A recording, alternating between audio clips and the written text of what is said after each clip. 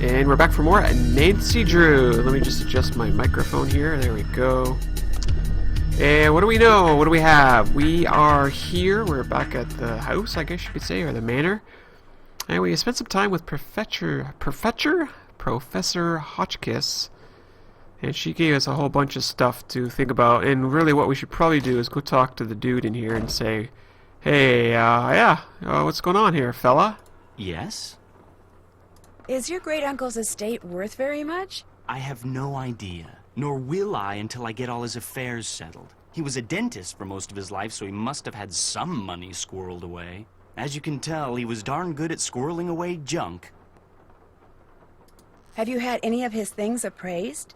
Somebody from a curio shop came in and took a quick look around, but it wasn't anything formal. Renee says she noticed the canvas for one of the paintings in the gallery was missing shortly after Bruno died. So she says. All I know for sure is that it's gone. It was of my parents. I think it was painted in the garden out back. Renee doesn't like me. Wouldn't surprise me if she took it out of spite. Sure. Why is there a model of a cemetery in the other room? Because Great-Uncle Bruno used to oversee the cemetery next door.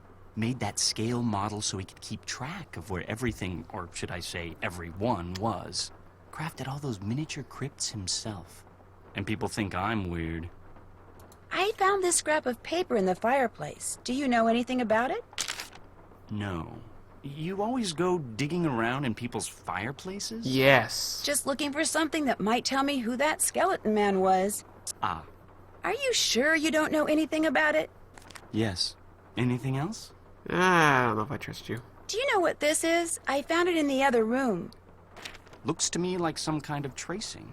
I was thinking that maybe my skeleton man left it behind. Well, I sure don't know anything about it. Anything else? How did Bruno die, if you don't mind my asking? Just dropped dead in the front hallway. I mean, the guy was 95 years old. Here, check it out. Myocardial infarction. That's doctor speak for heart attack. Attending physician, Dr. Gilbert Buford, 504-555-9970. Was that Bruno's doctor? And his best friend, or so I'm told. I've never met him.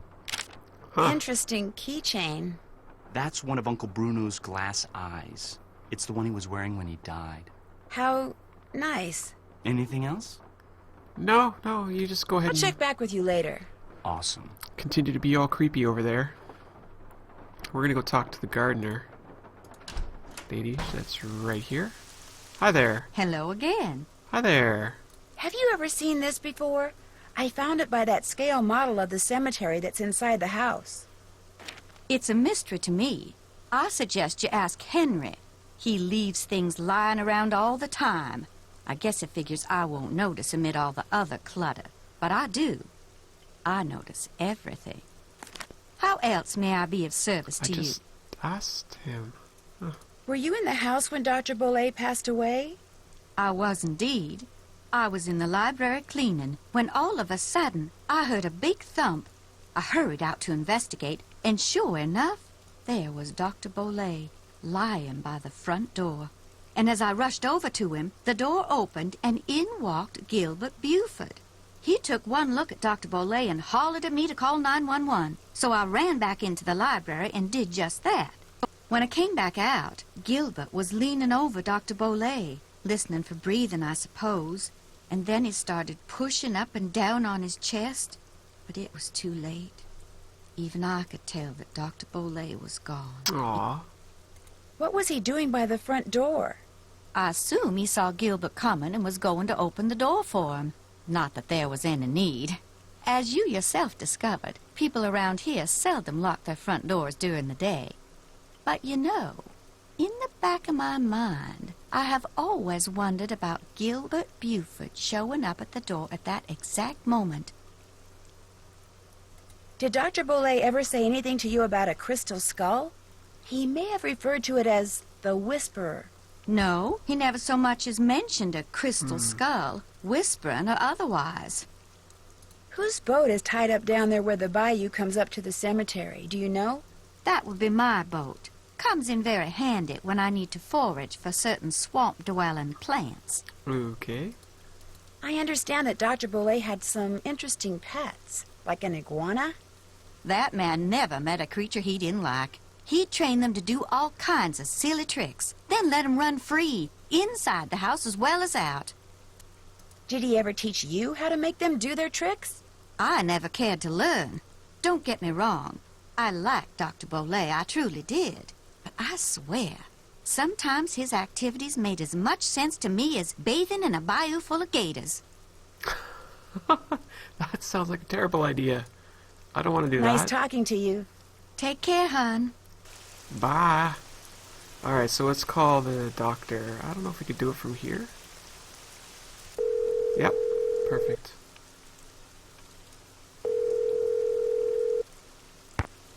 This is Dr. Gilbert Buford's answering service. How may I help you?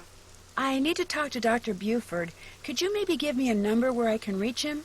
No, ma'am, I cannot. Is this an emergency? Sort of. I mean, it's not a medical emergency. See, I'm only going to be in town for a short time, and Dr. Buford and I have this mutual friend who died recently, and I just really need to talk to him about it. Need some consoling, huh? Yes, I need some consoling. That's it exactly. Well, tell you what. It's against the rules to give you his phone number, but I can tell you that now that he's all but retired, Dr. Buford spends most of his evenings at his favorite gumbo stand down in the French Quarter. If you really need to talk to him, you can probably find him there. Great. Do you know the address? It's at the corner of Rampart and Domain. Did you say Rampart and Domain? I did indeed. Granny Pumpkin's Cajun cooking. Hey, we were there They already. make some darn fine gumbo. Thank you. Thank you very much. You're welcome, and I'm truly sorry about your loss. My loss? That mutual friend of yours and Dr. Buford's? Oh, right. Thank you. That's very kind of you. Nice save, Bye. Nancy. Nice save, Nancy. Okay, we gotta call Ned. We really have to. It's overdue. Ned, I'm calling you. Hello, Nancy? Hey, Ned. It's about time you called. Did you make it to New Orleans okay? Yep. Have you seen Henry? Oh, yeah. I'm not sure I like the way you said that. Is he okay? He's fine. Well, he's the executor of his great-uncle Bruno's estate, which he's not real happy about. But he and his great-uncle weren't that close, so he's not grief-stricken or anything. Well then, are you okay? Other than being attacked on my way into Henry's house by a skeleton wearing a red ascot and getting knocked out by the smoke bomb he threw at me, I'm fine too. What? Let's just say that I've stumbled onto a mystery, and I'm not leaving till I solve it. Why am I not surprised? Is Bess with you? No, but she has been helping me. So tell me about this skeleton man. Well, it was someone in a costume, obviously. He or she was leaning over something in the great room when I walked in and surprised them. So they threw a smoke bomb at you and ran? Yeah, it must have interrupted whatever they were doing. What were they leaning over?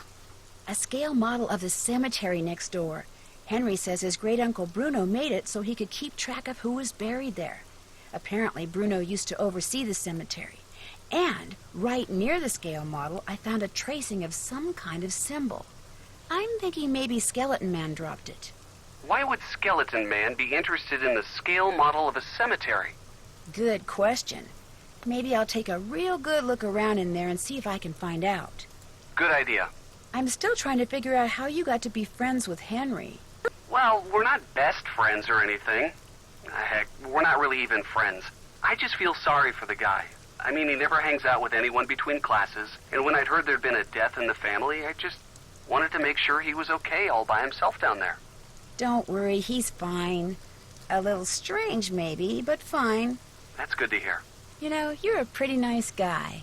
Yeah, I know. Aw. Alright, so what do we got here for choices here? We've got a couple more to go here, so we might as well get cracking. Right after Henry's great-uncle Bruno died, someone stole one of the paintings from his gallery. Just took the canvas and left the frame. Anything else missing from the house? I don't think so. At least no one has said anything. Of course, the only people here are Henry and Bruno's housekeeper, Renee. And this house is so full of stuff. Even if something else was missing, it would be ages until anyone noticed. You think the missing painting ties in with your skeleton man somehow? Yes, I do. Yeah. I mean, I have no idea how it ties in, but my gut feeling is there's some kind of relationship between the two. Well, if there is, I'm sure you'll find it. Bruno Bolet's housekeeper, Renee, is still here, despite the fact that she and Henry don't really get along that well. Why do you think she's staying on? She says it's because Bruno paid her in advance. But you don't believe her. 10% of Bruno's estate is supposed to go to her. Only she thinks, and with kind of good reason, that Henry's been selling off Bruno's assets on the sly. So it wouldn't surprise me if she's staying on so she can try to bust him. What's this kind of good reason stuff? I know for a fact that Henry sold a box of Bruno's things to a local curio shop. So this Renee person isn't just being paranoid. What this Renee person is freaky.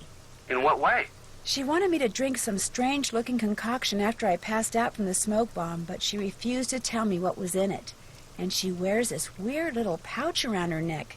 Says what's inside it connects her to the energy that powers the universe. She's probably harmless, but stay on her good side, just in case. Are you familiar with the legend of the so-called crystal skulls? Is that where aliens supposedly scattered a bunch of perfectly formed crystal skulls all around the world like thousands of years ago? And all the skulls have different magical powers? Something like that, yeah. Apparently Henry's uncle was the proud owner of the Whisperer, the skull that was supposed to make whoever owned it live forever. Only now he's dead and another superstition bites the dust. Maybe, maybe not. See, this book I found in Bruno's library said no one who has owned the Whisperer has ever died of natural causes. So how did they die? They were all murdered. Come on, you don't believe that crystal skull stuff is true, do you? I'm not sure what I believe yet. But right now, what I think doesn't matter. The people who knew Bruno had the skull, if one of them believed in the Whisperer's power, they may have figured the only way they'd ever be rid of Bruno was to cause his death. But didn't he die of a stroke or something? Heart attack. Well, there you go. Natural causes. Heart attacks can be induced. You've been watching too many of those forensic detective shows. No. That may be, but what's really interesting is the skull is missing. That is interesting. And I'll bet you anything that's what my bony friend in the red ascot was looking for. Does Henry know where the skull is? I haven't gotten around to asking him about it yet. But if that skull is still around here, I intend to find it. I kind of figured that. Well, that's going to do it for our conversation with Ned. It's always a pleasure to have a chat with him. That's it for now. Call again, okay? Soon. Okay, bye. See ya. Still have no idea how he manages to, I don't want to say put up with Nancy, but kind of put up with Nancy. In her traveling all over the place. Hi. Yes? I'll stop bugging you now. Awesome. So he's got nothing new to say. I did want to take a quick look upstairs just because. Not sure what something caught my eye there, but clearly nothing important there. I just went around the wrong way, didn't I? Yes, I did. Okay, let's just do a quick little walk upstairs again. I want to check all the doors. Okay, oh yeah, this room here. This one was creepy. There was nothing in here. Well, nothing in here yet. Okay, so let's get out of this door. And then this door here. Okay, so that door is locked. Okay, so we'll have to figure out how to get in there at some point, I'm sure. Now, gumbo. We should probably call Bess about the gumbo and the doctor. Bess, need you to do more snooping. Hello? Hi, Bess, it's me. So what's been happening? Tell me everything. Well, let's see. Since the last time we talked, I was just about getting ready to... Okay. Oh, we switched over. Interesting stuff. But the reason I called is, I need you to talk to this doctor named Gilbert Buford, who, as it turns out, likes to hang out at a gumbo stand called Granny Pumpkin's Cajun Cookin', which should be right across from our hotel. You just want me to talk to him? That's it? Nothing nefarious? No black ops stuff? He was Bruno Bolet's doctor, and apparently his best friend, too. I just need for you to see if he thinks there was anything weird about the way Bruno died. What do you mean by weird? I mean, I kind of think maybe Bruno was murdered. Murdered? By whom? That's what I'm trying to figure out. Everyone's a suspect at this point. Including this Gilbert Buford guy? Well, Great, I'm gonna be chatting up Jack the Ripper. oh, I'm sure the guy's fine, but be subtle, just in case. Well, I can see the gumbo stand from our balcony. If he's the guy that's sitting down there, I guess he looks harmless. Okay, I'll go talk to him. Thanks, Bess. Let me know what happens. Cheerio. Must be the red bow tie or something. Is that why he's harmless? Why, hello, young lady. How kind of you to grace an old man with your lovely presence.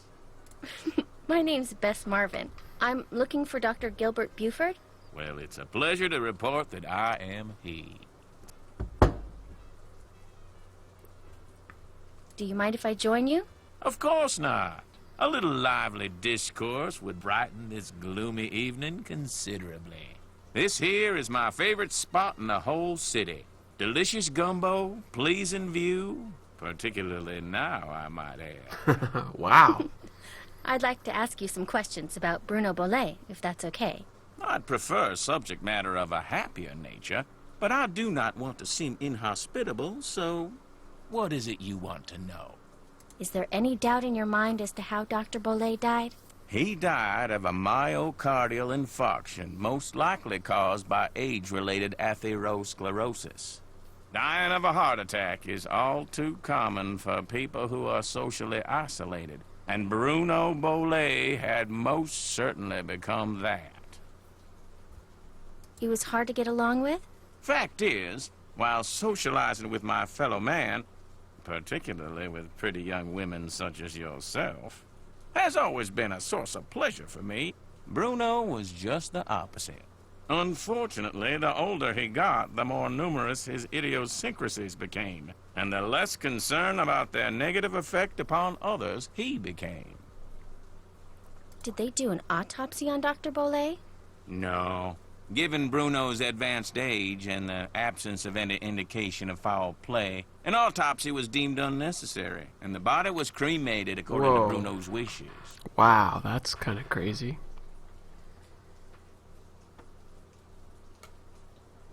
Dr. Bolet's housekeeper says you just happened to walk in just as he was having his heart attack. Is that true?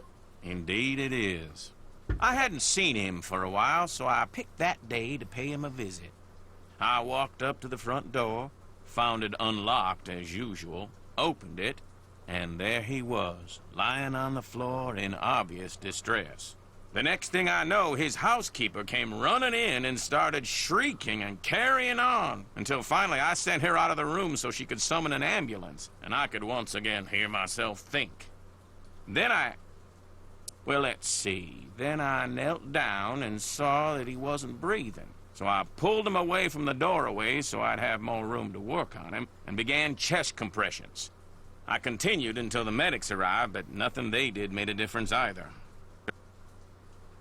Why would he have a heart attack in the foyer? That's always been a bit of a puzzlement to me, too. Can you remember anything that might indicate what he was doing by the front door? I mean, had he just come in from a walk? Was he wearing a hat? Was he holding anything? Had he dropped something? An umbrella? Sunglasses? Wait a minute. Why, yes, he was holding something. A piece of paper. And on the floor next to him was an envelope. He must have collapsed while reading a letter. Do you know what happened to it? Now, I know the letter was no longer in Bruno's hand when the paramedics arrived, so perhaps he released the letter when I moved him. And yet, I do not recall seeing it on the floor when they wheeled him out the door. Iggy. What's icky? Iggy. Iggy is an iguana Bruno befriended, then turned loose in his home. It soon developed the annoying habit of stealing paper and stockpiling it in the vent system. Are you saying an iguana made off with the letter Bruno had been reading? It would not have been the first time a missing document ended up in Iggy's possession. Renee would periodically call me saying the lizard had absconded with one of Bruno's prescriptions and would I please write her up a replacement. In any case, Bruno once told me he was training Iggy. Said he taught Iggy to retrieve the things it had stolen. Okay. Did Dr. Bolet ever say anything to you about owning a crystal skull? Why, yes. Yes, he did. In fact, he showed it to me once. No, get Said out. it had magical powers. Said owning it was going to allow him to live forever. I thought it was utter nonsense and told him so. Well, he lived until he didn't 95. appreciate that at all. Refused to talk to me for a full 2 weeks. What'd the skull look like? It was quite beautiful, actually. Life-size, perfect in form and clarity, like a diamond almost. Tell me, Miss Bess, what do you know about that crystal skull? This friend of mine, who is also a friend of Henry Bolet, you know, Dr. Bolet's great-nephew. Anyway, while she was visiting Henry, she saw this book in Bruno's library about the legendary crystal skulls and was kind of intrigued and thought that since Henry said that you were pretty much Bruno's only friend, maybe Bruno had said something to you about it, and as it turns out, he had. That's all I know. I see. Well, much as I'd like to believe that skull holds the key to immortality, I'm afraid Bruno's passing proves it's worthless. Although it would make an attractive paperweight, as I recall. Tell your friend not to give it another thought. Okay. Do you think it's possible that Renee caused Dr. Bolet's death by, say, hoarding the pills from those missing prescriptions and giving them to him all at once? No. Had he died of an overdose of the medications I had prescribed, the manner of his death would have been quite different. But he died of a heart attack. Of that I am certain. However, I know for a fact that Renee is deeply involved in the practice of hoodoo. And as Bruno's housekeeper, she had ample opportunity to use it against my poor old friend. You mean hoodoo really works? Young lady, never, ever underestimate the power of suggestion. If a person believes in something, even on a subconscious level, fantasy can easily become fact. And who knows what rubbish Renee filled Bruno's mind with? Drink this, don't eat that, this brings good luck, that brings bad, day in and day out. Even if he said he didn't believe a word of it, who knows how much his subconscious was absorbing? He was very old and vulnerable. So could Renee have caused Bruno to have that fatal heart attack? There's not a doubt in my mind she could indeed. Well, that is interesting. Alright, well, I guess we've bugged you I've enough. bugged you enough. It's been a pleasure, I assure you. Aw. And on that note, I think I have bugged all of you enough, and we're going to take a quick break here. Nancy Drew, Legend of the Crystal Skull. I'm YourGibs. Thank you all for watching, and we'll see you next time.